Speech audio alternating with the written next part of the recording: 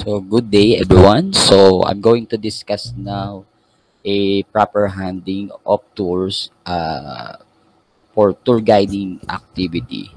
All right. So, I'm going to present now. Our topic for today it's all about tour proper, learning objectives, explain how to handle tour before the tour, on tour, and after the tour. Describe the arrival, touring, and departure procedures of handling tourists. Explain the best procedures during the tour. Alright, so as an introduction, so the tour guide should keep in mind the following information and tips before, during, and after a tour. So for those tour guides, or if you want to become a tour guide, so these are the best tips of how you're going to handle the tour operations before, during, and after. So before the tour, or that is called pre-tour, of course, the travel agent or the tour operator, they should inform the tour guide of all the important details about the tour. So it is important to take note, no? Especially sa mga tour guide, kailangan nila take note itong mga important informations, no? No, kailangan din nila gawin at gamitin, no? During tours. Of course, they need to get the itinerary of the guests, especially the technical itinerary, and also the package of the tour. Ano yung inclusions ng tour, no? And then the pick up and drop off point of the guest. Is it sa hotel ba siya, or is it sa airport, sa school, or anywhere, no?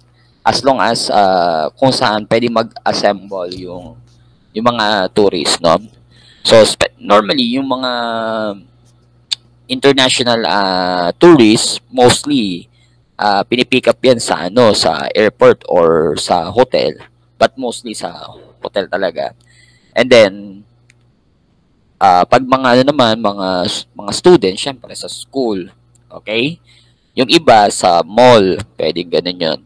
And of course, drop off point of the guest, okay? So yung pinaka last drop off points, or kung saan magpapaalam yung tour guide, no, kapag natapos na yung tour.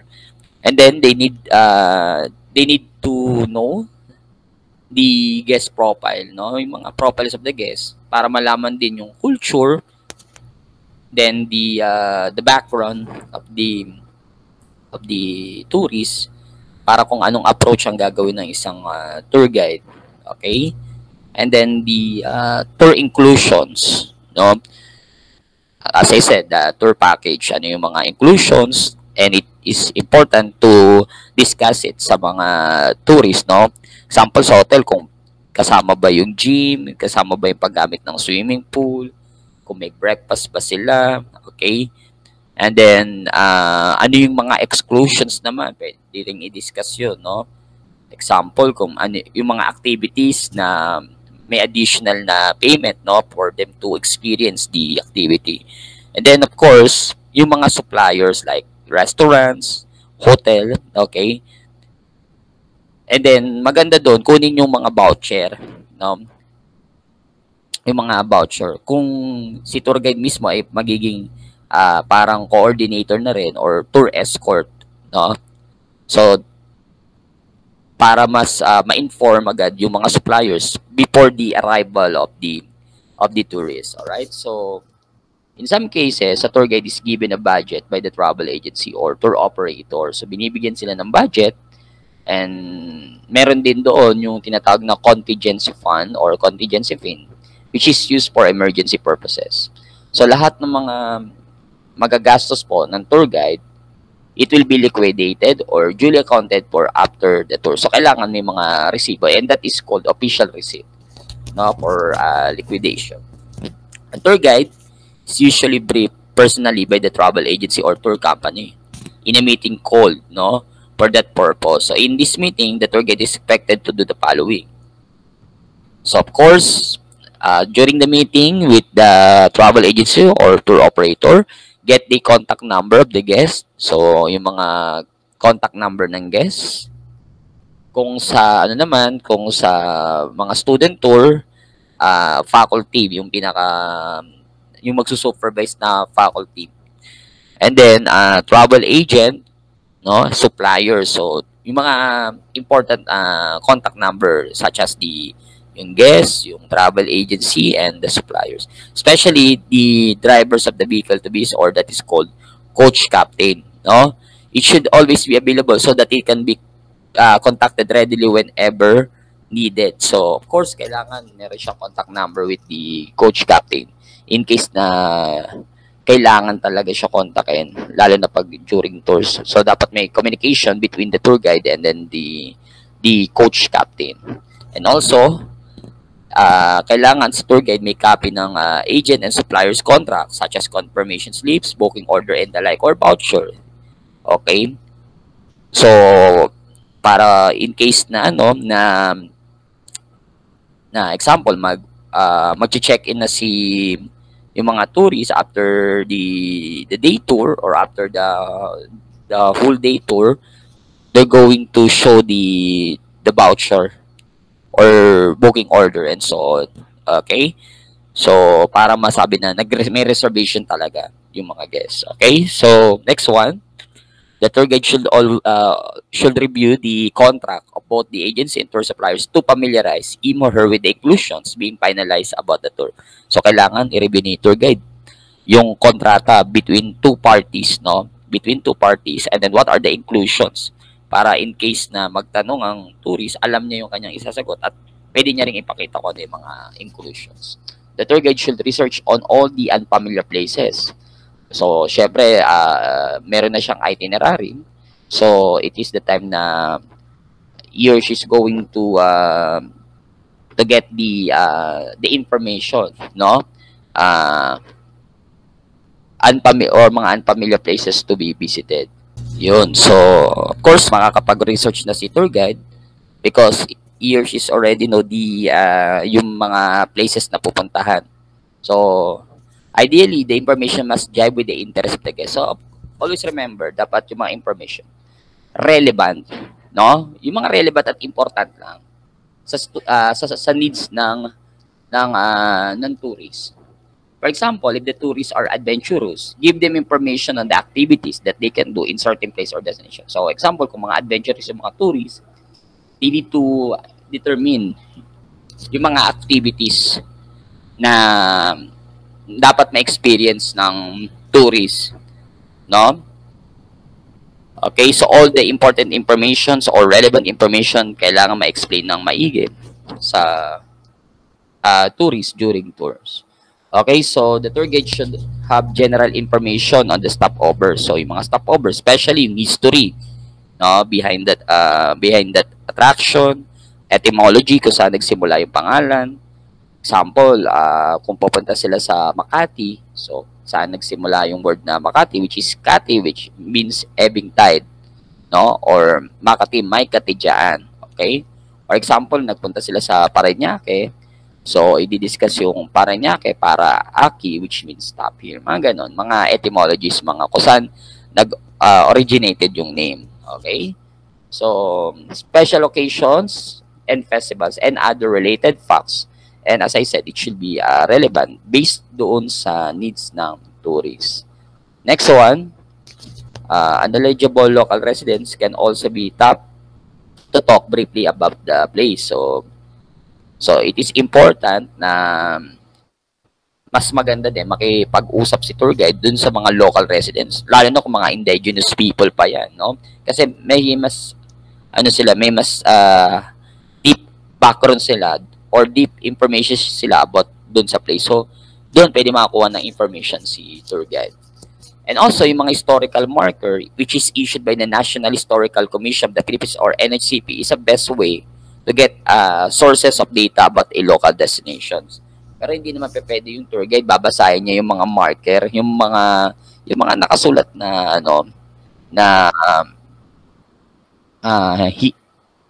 mga nakasulat na information which is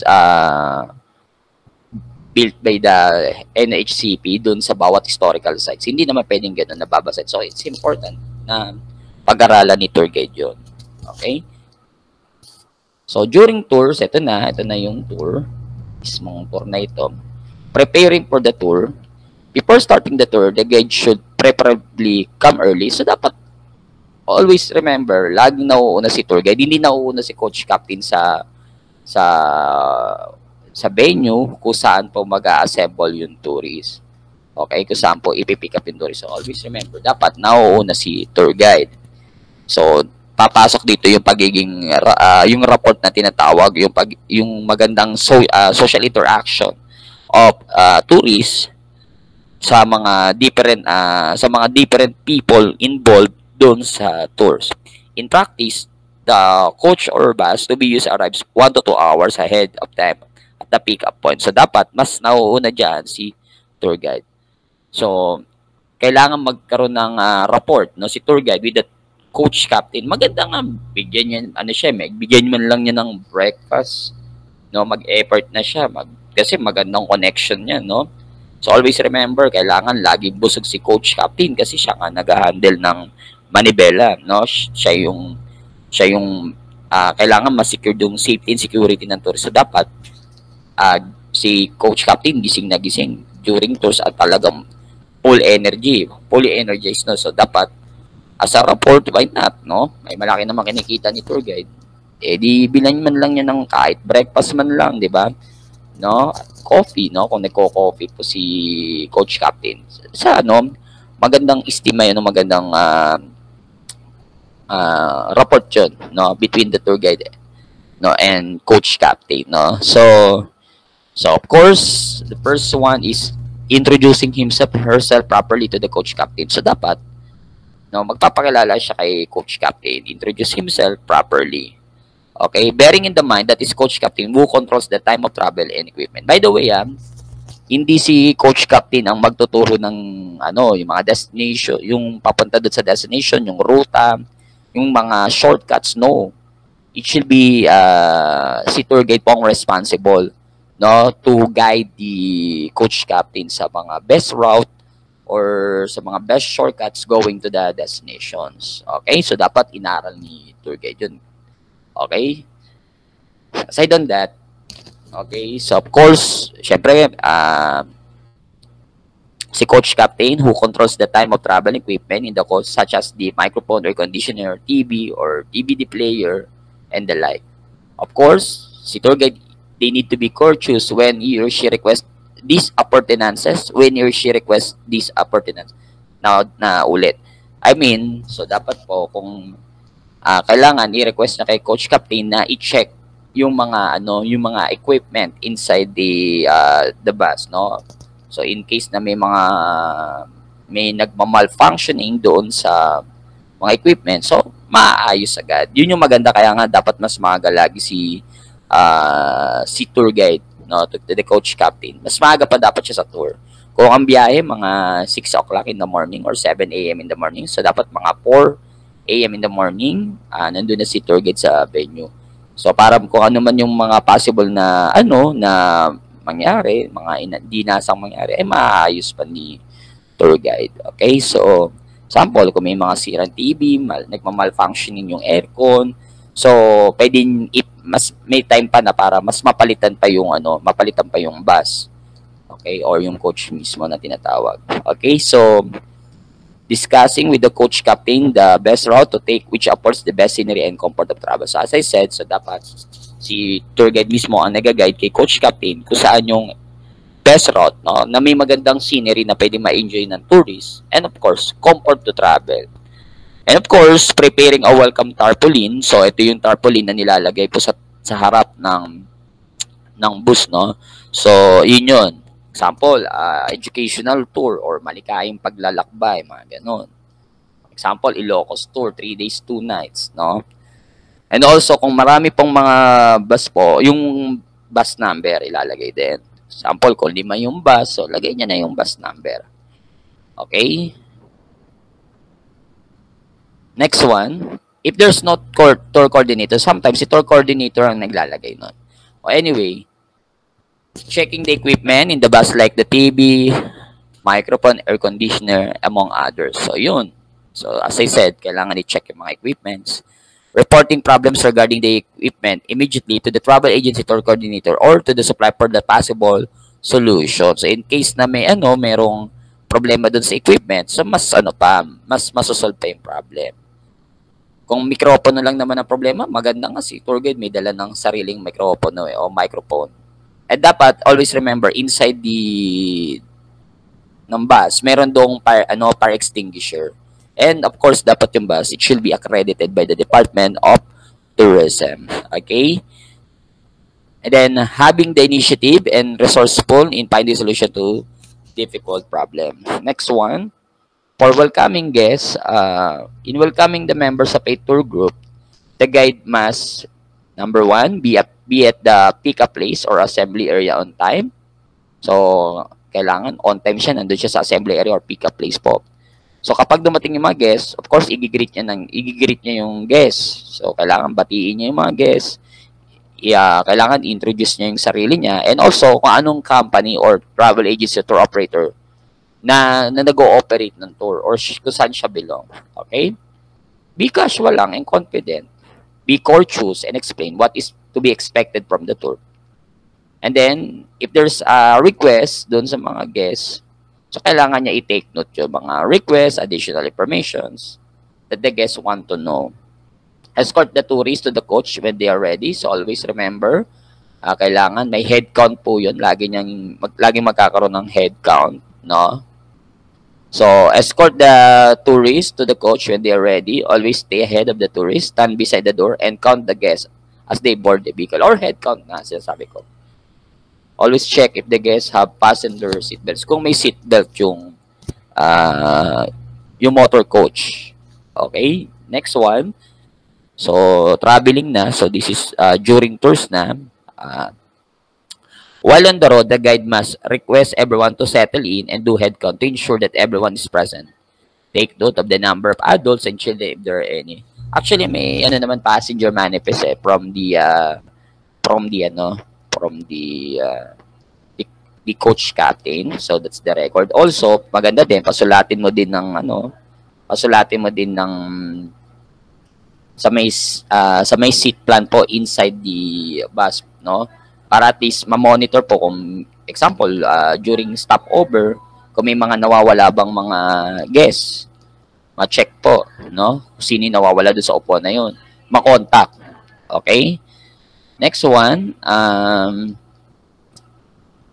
of course, say a prayer for a safe tour. So, in prayer po, avoid po yung sign of the cross. So, yung sign of the cross po kasi, kailangan hindi po magsa-sign of the cross. It is respect sa lahat ng religion. Kasi minsan, iba-ibang religion yan eh. May Iglesia ni Cristo, may Catholic, may Muslim. No? So, dapat po, walang sign of the cross. This is a respect for all the religion. No? Next one, greet the guests again, introduce the coach captain. So, di ba? Good morning, ladies and gentlemen. Mabuhay and welcome to the Philippines. Mabuhay is our way of saying, welcome to the Philippines. I'm your tour guide for today. My name is Jade Portis Esprombay. You can call me Jade for short. And beside me is our competent and cautious coach captain, Mr. Enrique. Say hi to Mr. Enrique. So that's the report, no? And by the way, always i-welcome mo sila, no? Lagi mong i-welcome. That's the first part, welcoming dun sa destination or sa country. Always remind the guests of the do's and don'ts during tours. Dapat ma-discuss din yung mga do's and don'ts, no? Or any rules and regulations the place to be visited. So bawat stopover din, kung may mga rules and regulations sa mga stopovers po, no? So kailangan ma-discuss yung bago bumaba yung mga tourists. Always kailangan gawin yun, no? Kapag sa stopover, kailangan i-discuss na agad yung about dun sa place, and then ano yung mga do's and don'ts or the rules and regulations. Example, kung museum yan, ano yung mga rules and regulations ng museum, and so on. And then, ilang oras din yung ilang oras lang yung pag-stay dun sa stopover na yun, or kung mag-stopover sila sa restaurant, mga ilang oras lang, kailangan i-discuss yun sa mga guests. So remind the guests of the inclusions of the tour such as meals. Actually, for the first part pa lang ng tour, i-discuss dapat yung itinerary, the highlights of the itinerary. So they need to explain yung mga inclusions such as yung mga meals, and it is important na i-discuss yung mga meals. Bakit? Kung may baka may mga allergy. So kailangan i-take note yung may mga tao may allergy kung ano dun sa pagkain na yun. So para mas mapalitan agad. Mai-request agad sa manager ng isang restaurant. So explain fully the items included in the tour package. Exchange phone numbers with the guests. This will help you locate them in the case of emergency or when they get lost, go astray during the tour. Yan. So makipag-exchange number po. Announce or point at the significant spots that the tourist bus will pass by. Be sensitive to the blockings and the time of giving out information. So hindi naman every time na kailangan magbigay ng information sa guest. So kailangan may blocking po. No, hindi naman every time na kailangan. Yung mga important na nila, kunyari, nasa mismong destination, nasa mismong destination, lumapag na doon sa destination, doon na i-discuss yung mga interesting points, no? Sa area na yun. Kasi hindi naman pwede yung lahat na lang di-discuss mo. Hindi pwede yun. Kasi ang tourist kasi minsan gusto din ma-entertain, kailangan din makapag-rest, makapagpahinga, no? Lalo na kung mga international tourists yan, may mga jet lag pa yung iba dyan. Okay? So dapat we need to take note, no, yung mga bagay na yun, no? So during stopovers or mga comfort stops, remind the guests of the time allotted for a light snack or a restroom stop, so they will not in any way hamper the scheduled tour. So of course, remember na kailangan sabihin sa mga tourists, no, yung allotted time lang for them to stay doon sa stopover. Before leaving the place, always head count naman palagi. Kapag pabalik sa bus, head count to make sure that all guests have returned to the bus. Search for any missing guests, no, and courteously notify them about the group schedule. So during stops, provide the guests with information about stopovers. Yun. So sabi ko nga, mga information like mga historical information, facts and figures, or mga facts about dun sa place. History, mas better, no? Tell them the purpose of stopping by this place. Ano yung mga activity doon? Bakit kailangan magstay doon? Try to settle the guests. Try to settle the guests first as you check the venue to avoid delays visit. Tells the tourists to bring their things with them and to extra care of their valuable. Or sabihan mo, yung mga important things o mga important items na kailangan dalhin po. Mga cellphones, gadget, and so on. Okay? So, kapag bumaba sila dun sa stopover, kailangan papilain ng maayos. Kaya nga, may silbi yung plug na na ginagamit ng tour guide. May gamit yun, no? Remind the guests of how long they can stay in the area. If applicable, advise them where the assembly area is. So, after the visit, assist the guests back to the bus. Always remember, laging assist. And, of course, always do the head count. Interact with the guests. Ask them about what they saw and what they learned. So, if they're curious, try to answer them. So, yun. So, after na pag bumalik na sa bus, maganda din i-discuss din yung mga iba pang informations and then, pwedeng tanungin mo yung mga tourists that's in a form of games at may prizes, syempre. Para malaman kung may natutunan ba sila doon sa attraction.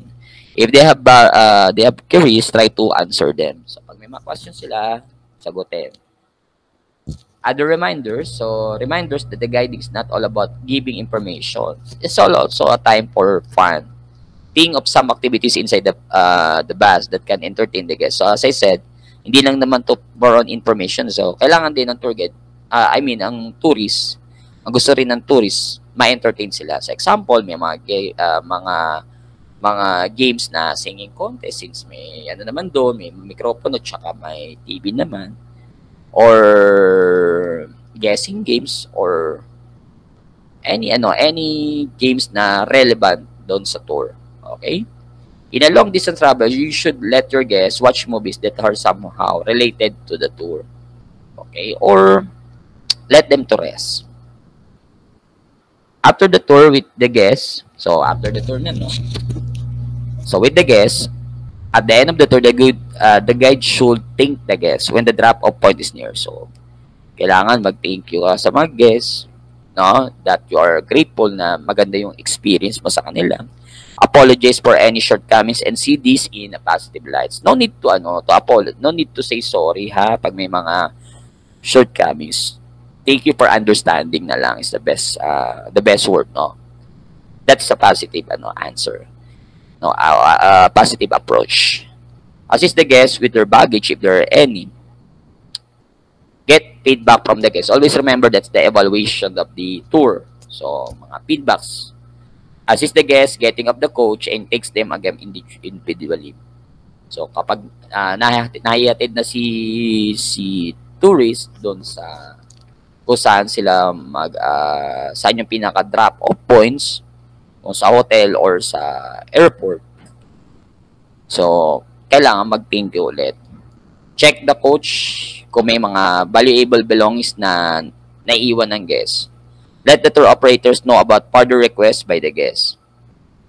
Siyempre, kay Coach Captain, no? Magti-thank you din kay Coach Captain for the safe service. Sign the manifest or report if it bears accurate information such as the number of guests, time of visit, each place, etc.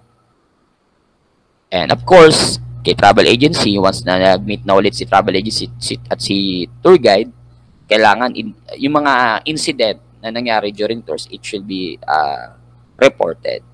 Reimburse or liquidate any accounts or costs that were spent during the tours. And of course, you should thank the travel agency or tour operator for the opportunity given to you. So magpapasalamat ka kay travel agency para maulit-ulit yung ganung opportunity. Okay? Alright, so if you have some questions, don't hesitate to ask me by commenting to my channel. Okay, so I hope you learn a lot about handling tour operations. So thank you, and if you have some questions, don't hesitate to ask me. So that's all.